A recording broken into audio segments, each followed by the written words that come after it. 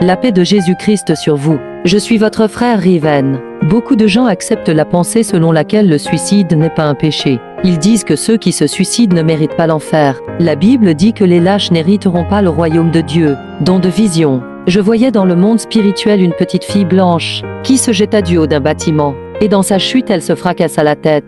Je me précipitai vers cette jeune fille blanche, je la pris dans mes bras. Et je voyais qu'elle respirait encore bien qu'elle saignait beaucoup de la tête. Mon esprit entra en contact avec l'Éternel pour qu'il puisse permettre à cette petite fille de continuer à vivre.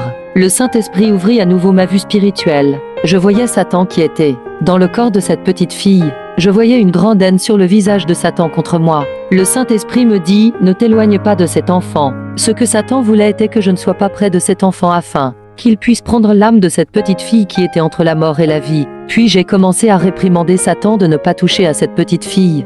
Le Saint-Esprit me montra par la suite le miracle qu'il avait fait dans la vie de cette petite fille blanche. Elle enfant s'est retrouvée guérie mais devait aussi suivre un traitement spirituel pour que ses douleurs à la tête ne reviennent plus.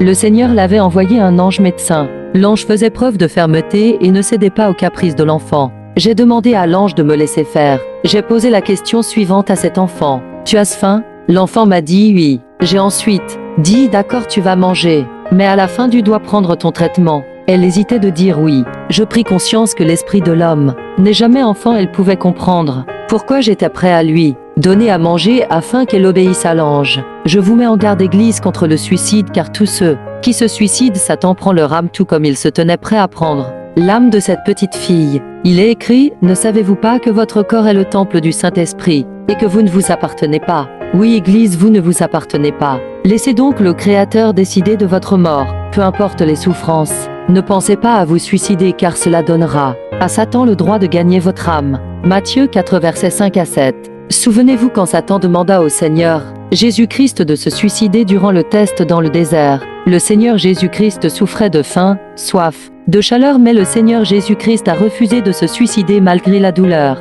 Soyez donc vous aussi de bons imitateurs de Jésus-Christ.